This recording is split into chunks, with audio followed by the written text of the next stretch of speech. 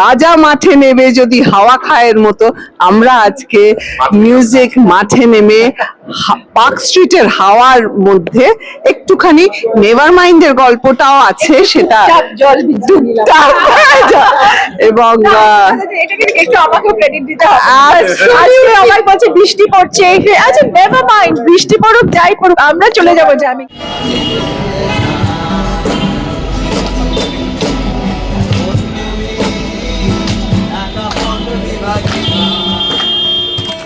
And in this film, of course, মানে নেভারমাইন্ডে park স্ট্রিটের এই পুরো সবকিছুই একটা চরিত্র, বিকজ পার্ক স্ট্রিটকেই আমরা ট্রিবিউট দিতে চেয়েছি। কারণ পার্ক স্ট্রিটের সঙ্গে আমাদের এত নস্টালজিয়া, এত স্মৃতি, এত কিছু, মানে যে পার্ক স্ট্রিটের এই জায়গাটাকে যদি আমরা সেলিব্রেট না করি তাহলে কে করবে? তো এই মুভিটা পার্ক স্ট্রিটকে সেলিব্রেট করছে এবং মিউজিককে সেলিব্রেট করছে, পার্ক স্ট্রিটের নোয়ান্সকে সেলিব্রেট করছে। তো আই থিঙ্ক এই জন্যই আমরা এই ছবিটা করেছি, টু স্যালিউট পার্ক স্ট্রিট। আরেকটা কথা আমি কি কথা বলতে পারি? আচ্ছা, আমার মনে হলো আরেকটা কথা খুব বলা প্রয়োজন, কারণ এই ছবিতে পরিচালক নিজে এই চেষ্টাটা করেছেন যেটা অন্য কোনো ছবিতে করে পাই না, একটা কমিউনিটিকে ধরে তোলার চেষ্টা। পার্ক স্ট্রিট মানে তো শুধুমাত্র একটা রাস্তা নয়, একটা সমষ্টিকে গড়ে তোলার চেষ্টা। অঞ্জনদার ছবিতে যেমন অ্যাংলো ইন্ডিয়ান কমিউনিটির একটা রেখাপাত আমরা দেখতে পাই, এখানে কিন্তু অ্যাংলো ইন্ডিয়ান কমিউনিটির একটা যাপন আমরা খুব ঘনিষ্ঠভাবে, খুব নিবিড়ভাবে পাবো। এবং এই রাস্তাটাই কিন্তু শুধুমাত্র চারটে রেস্টুরেন্টের একটা নিশিনিলয় নয়, এই রাস্তাটা কিন্তু আমাদের কলকাতার ইতিহাসের পাতায় একটা খুব গুরুত্বপূর্ণ স্বাক্ষর, একটা সিগনেচার। আমার মনে হয় এই ছবিটা সেই সিগনেচারকে তুলে ধরে। আমি বলবো যে এত যে কথা যেগুলো জমে থাকে মানুষের মনে, চরিত্রগুলোর মনে, পার্ক স্ট্রিট শহর, পার্ক স্ট্রিটের রাস্তায়, অলিতে গলিতে, সে কথাগুলো আমি আমার ছবিতে প্রকাশ করতে চেয়েছি। এবার মুক্তির অপেক্ষা, 3 তারিখ 3rd জুলাই নিয়ারেস্ট হলসে আসছে, আপনারা দেখুন। আপনারা, আমার মনে হয় অনেকদিন বাদে এমন মিউজিকের সঙ্গে মিলিয়ে একটা ছবি করার আমরা সবাই চেষ্টা করেছি। সো দেখুন কেমন লাগে।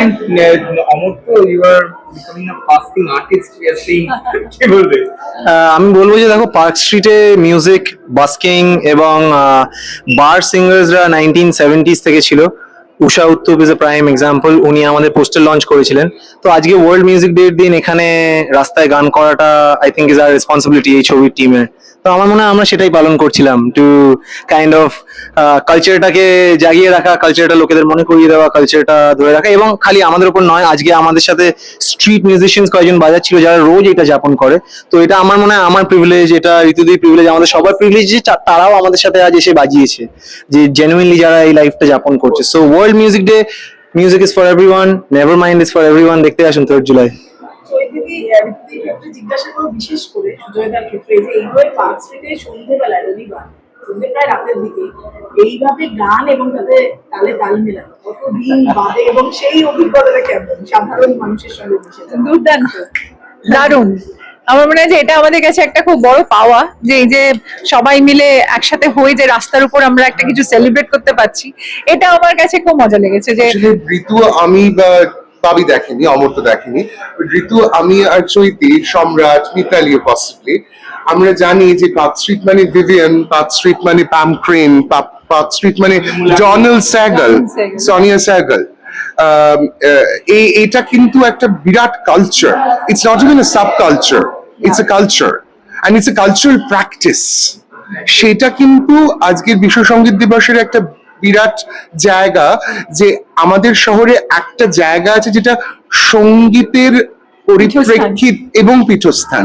আজকে যে হোটেলটায় আমরা দাঁড়িয়ে আছি, এই হোটেলে কিন্তু স্প্যানিশ মিউজিক, ল্যাটিন মিউজিক, তার জন্য একটা নির্দিষ্ট দিন ধরা থাকে, তাই তো? সোমবার করে এখানে ওরিয়েন্ট এক্সপ্রেস বাজায়, তাই তো?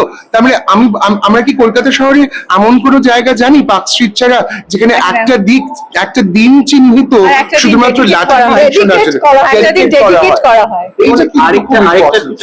আরেকটা আরো বেশি করে মানুষ জানতে পারে, চিনতে পারে, ওদের সঙ্গীতকে পৌঁছাতে পারে না?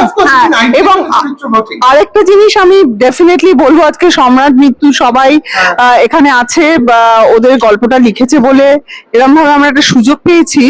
আমরা যেভাবে আজকে আপনাদের সামনে মানে তোমাদের সকলের মাধ্যমে আমাদের ছবিটা পৌঁছে দেওয়ার চেষ্টা করছি, আমরা তো মানে স্টেজ, ফুটপাত, রাস্তা, যে কোনো সময় ওটা মঞ্চে পরিণত হয় কিছু কথা বলার জন্যে। হ্যাঁ, মানে সেই জন্যে সব সময় যে ওই ফিল্ম প্রমোশন এক ধরনের হয় তা তো নয়।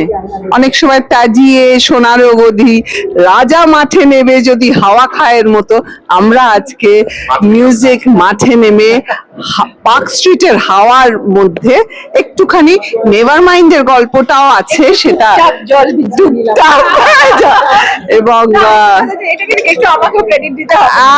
আজকে আমার বলছে বৃষ্টি পড়ছে, আচ্ছা নেভার মাইন্ড, বৃষ্টি পড়ুক যাই পড়ুক আমরা চলে যাবো জ্যামিং করতে। অ্যাবসলিউটলি, এটা কিন্তু একেবারেই আজকে আমাদের ছবিতে জুড এবং ত্রিনার মানে আইডিয়া, যে তারা চেয়েছিল আজকে মিউজিক ওয়ার্ল্ড মিউজিক ডেতে রাস্তায় নেবে এভাবে সকলের মধ্যে মিলেমিশে তাদের সঙ্গীতের এক ঝলক তারা নিজের মনে আমি শিওর বাড়িতে নিয়ে যাচ্ছে। I'm very proud of my little boy, but I'm very proud of these two friends who came together. এটা কিন্তু মাথায় রাখতে হবে যে 3rd জুলাই যারা ছবিটা দেখতে আসবেন থিয়েটারে, যে ভারতীয় চলচ্চিত্রের দুই অগ্রগণ্য, দুই অগ্রপথিক অভিনেত্রী একত্রিত হয়ে একটা নতুন সৃজনশীল কাজ তৈরি করলো। এবং সেখানে কিন্তু কোনো there is no ঝগড়াঝাটি in that and there is no political color in that. The only color is the color of humanity. মানবতা and cinema. অ্যাবসলিউটলি। আর এই সমস্ত ঘটনার জন্য যে একদম কথা বলে না, আমি তাকে একবার বলবো কিছু যার জন্য এই পুরো ছবিটা আজকে সবকিছু হয়েছে। এই ভদ্রলোককে ইরানিয়ান দেখতে কিন্তু আসলে বাঙালি।